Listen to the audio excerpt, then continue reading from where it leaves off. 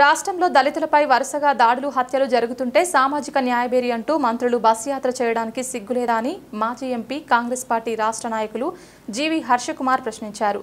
రాజీవ్ గాంధీ కళాశాల సమావేశ మందిరంలో ఆయన మీడియాతో మాట్లాడారు. ఎన్నికలు వచ్చేస్తున్నాయన్నట్లుగా అధికార వైఎస్ఆర్ కాంగ్రెస్ సామాజిక న్యాయబేరి యాత్ర టీడీపీ నాయకులు మహానాడు నిర్వహించడాన్ని తప్పుపట్టారు. ఉక్కపోత కరెంటు కోతలతో అల్లాడుతున్న ప్రజలు అటు మంత్రులు ఇటు ప్రధాన ప్రతిపక్ష నాయకులు చెప్పే అబద్ధాలు ప్రసంగాలు వినలేక టీవీలు కట్టేశారన్నారు. జగన్ ప్రభుత్వానికి సామాజిక న్యాయబేరి యాత్ర నిర్వహించే అర్హత లేదన్నారు. 22 ఎస్సీ పథకాలు రద్దు చేశారు, పీజీ స్కాలర్షిప్లు తొలగించారని ముందు దీనికి సమాధానం చెప్పాలని డిమాండ్ చేశారు.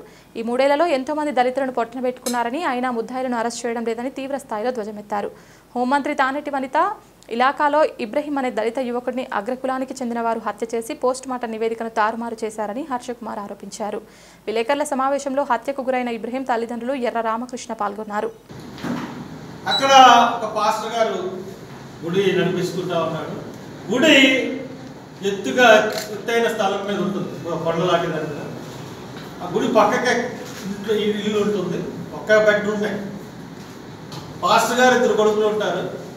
వీళ్ళింటికి ఆ పక్క ఇంట్లో ఉంటున్న చౌదరీస్ పాపలు అమ్మాయిలు వచ్చి చాలా కలిసిమెలిసి చాలా అన్యాయంగా ఉండే పరిస్థితి, ఫ్రెండ్షిప్.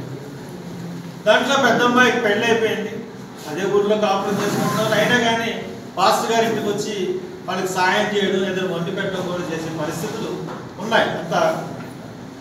దాని తర్వాత ఆ 2వ అమ్మాయికి రాశి అనే అమ్మాయి, ఇంకా రాశి అనే అమ్మాయికి పెళ్లి కుదిరింది. ఎవరితో అంటే కాకర్ల ప్రవీణ్ కుమార్ అనే ఒక వెటర్నరీ అసిస్టెంట్కి పెళ్లి కుదిరింది. ఎవరు తండ్రి వచ్చాడా తండ్రి. అది మళ్ళీ అక్టోబర్ అంటే అక్టోబర్లో అప్పుడు జరిగింది. ఇది మే. ఈవేళ మే 30 అనుకుంటుందండి. మే 14వ తారీఖున గడ్డం ఎఫ్రాయిం అన్న కుర్రోడిని చంపేసి, అది కూడా ఆత్మహత్య కింద చూపించారు. పోస్ట్ మార్టం ఎన్క్విస్ట్లో తల్లి ముద్దాయిల పేర్లు చెప్పిన అవి పక్కకు పెట్టి, ఆ ముద్దాయిల పేర్లు పక్కకు పెట్టి ఎన్క్విస్ట్ రాసి ఎవరిని కూడా అనుమానాస్పద మరణం. కాకినాడ ఎమ్మెల్సీ కేసులో అనుమానాస్పద మృతి కింద ఏ రకంగా ఇచ్చారు, ఇక్కడ కూడా అదే రకంగా, కాకినాడలో కూడా అదే రకమైన ఎక్కడ కేసు తీసుకున్నా దళితుల మీద ఏ కేసు తీసుకున్నప్పటికీ కూడా అన్ని కేసుల్లోనూ కూడా మనకి అనుమానాస్పద ఎన్ని గొడవలు జరిగినాయో, ఎంత దౌర్జన్యం జరిగిందో, ఎంత హింస జరిగిందో మనం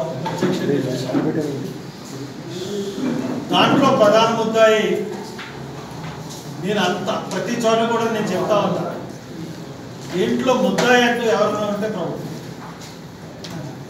ప్రభుత్వమే ముద్దాయి.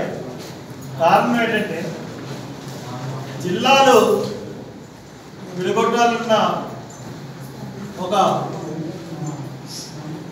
ప్రయత్నం మొదలైన తర్వాత కోనసీమ జిల్లాను అంబేద్కర్ జిల్లాగా మార్చండి అని చెప్పి అక్కడున్న ప్రజాప్రతినిధులు, అన్ని సంఘాల నాయకులు, అన్ని పార్టీలు కూడా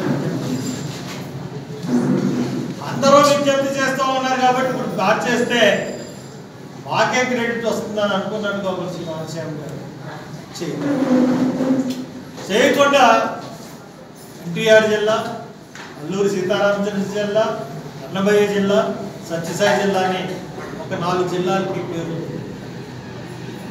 పేర్లు పెట్టే అంబేద్కర్ జిల్లా అని పేరు పెట్టకపోయేటప్పటికి అక్కడ ఉన్న దళితులందరికీ కూడా కొంచెం అరే మన అడిగాం పెట్టలేదని చెప్పి ఒక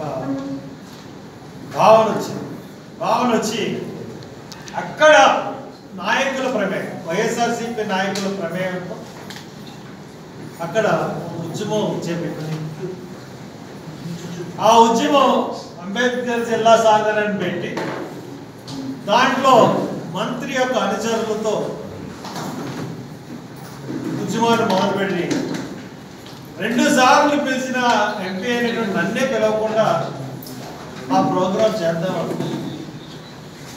కానీ నేను అక్కడికి వెళ్ళిన తర్వాత అక్కడ నాకు ప్రజలు సంబరాలు పట్టారు. ఎందువల్లంటే ప్రజల్లో ఎవరికి అభిమానం మీద ఉంటే వాళ్ళ అభిమానం పబ్లిక్గా తెలియజేస్తారు. అప్పుడు వీళ్ళందరూ కలిసి వెళ్ళి విశ్వరూపు, వేణుగోపాల్ కృష్ణ, రాపాక వరప్రసాద్, తోట త్రిమూర్తి, తర్వాత మొన్నాడు సతీష్, చిర్ల జగ్గిరెడ్డి అందరూ కలిసి వెళ్ళారు. తర్వాత రాజావారు వచ్చినప్పుడు కోనసీమ అంబేద్కర్ సాధన సమితి కూడా సీఎం గారు ఒక 2 రోజుల్లో చేస్తామన్నారు. చేస్తామన్న తర్వాత అందరూ కూడా సంతోషించారు. సంతోషించిన కోనసీమ జిల్లాగా మారుస్తున్నాం. అభ్యంతరాలు ఉంటే వారం రోజులు 4 రోజుల్లో తెలుసు. ఏ జిల్లాకి కూడా పేరు పెట్టినప్పుడు తీసుకొని అభ్యంతరాలు ఈ కోనసీమ అంబేద్కర్ జిల్లా దగ్గరికి వచ్చినట్టు తీసుకోవాల్సిన అవసరం ప్రభుత్వానికి ఏంటి? ఈ రోజున దాన్ని బట్టి జనసేన పవన్ కళ్యాణ్ గారు రెఫరెండం పెట్టండి అంటున్నారు. ఇంకోటి అంటున్నారు. ఫస్ట్ అందరూ సపోర్ట్ చేసినట్టు అంటే దీనికి తావిచ్చింది, ఈ గొడవలకు తావిచ్చింది ప్రభుత్వం. వారం రోజులు 4 రోజుల్లో మీకు అభ్యంతరాలు ఉంటే తెలపండి.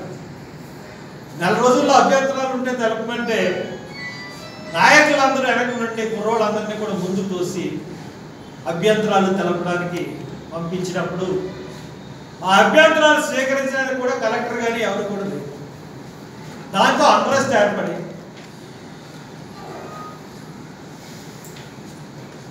భోజనాలు చేసే టైంలో వాట్సాప్ పెట్టుకుని ఇవి కూడా ప్రెస్లో వచ్చినాయి, విధ్వంసకాండ మొదలు పెట్టారని చెప్పి పోలీసులు ప్రేక్షక పాత్ర వహించారు తప్పితే సరిగ్గా అడ్డుకోలేదన్న ఇది కూడా మనకి వచ్చింది. దానివల్ల ఇదంతా జరిగింది. అంటే మొదటి నుంచి ఎస్సీ ఓట్ బ్యాంక్ని మన దగ్గర నుంచి వెళ్ళిపోతున్న ఎస్సీ ఓట్ బ్యాంక్ని మళ్ళీ తిరిగి మన దగ్గర రప్పించుకోవాలన్న కుత్సిత ఆలోచన అంబేద్కర్ చెప్పారు. ఇప్పుడు కూడా అదే ఆలోచనతో ప్రభుత్వం వ్యవహరిస్తుంది కాబట్టి దీనికి వెంటనే పరిష్కారం అన్నది రాని పరిస్థితి వచ్చింది. నిజంగా జనసేన అధినేత రెఫరెండం పెట్టినప్పుడు రెఫరెండం అన్నది మనకి ఇండియాకి సరిపోదు. కారణం ఏంటంటే ఎన్నో విషయాలకు రెఫరెండాలు పెట్టారు. కాశ్మీర్ విషయం రెఫరెండం పెట్టమని అంతర్జాతీయ సమితి కూడా మనకి ఇండియాని అడిగిన పరిస్థితి. సంస్కృతి లేదు. ప్రభుత్వం ఏది నిర్ణయం చేస్తే అది ఫాలో అవ్వాల్సిందే. అధికారం శాసనసభలో కానీ పార్లమెంట్లో కానీ అధికార పార్టీ ఏం చేస్తే దానికి కొంత సభ్యులు మద్దతు ఉంటే అదే చట్టం అవుతుంది.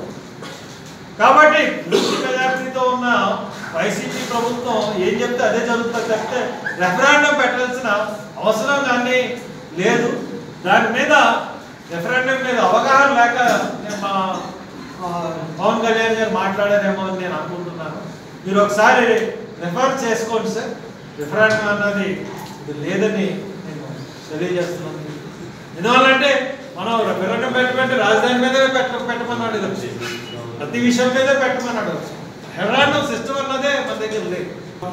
కానీ ఈ రోజున ప్రజలు ఇబ్బంది పడుతున్నారు.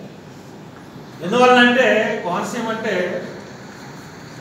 చదువుకునే మనుషులు కూడా చాలా ఎక్కువ, వెల్ కల్చర్, ఎంతోమంది విదేశాల్లో ఉంటున్న పరిస్థితులు ఉన్నాయి. ఎంతోమంది ఎంఎన్ఎస్సి కంపెనీలలో చదువుకుంటున్న పరిస్థితులు ఉన్నాయి. వాళ్ళందరికీ కూడా వీళ్ళు ఇంటర్నెట్ ఆఫ్ చేస్తే అందరూ వర్క్ ఫ్రమ్ హోమ్ చేస్తూ ఉంటారు. ఆ వర్క్ ఫ్రమ్ హోమ్ చేయడం వల్ల వాళ్ళకి ఇంటర్నెట్ లేకపోయేటప్పటికి చాలా సమస్యలు ఉత్పన్నం అవుతున్నాయి. వాళ్ళ టైమింగ్కి రాజమండ్రి రావడం లేకపోతే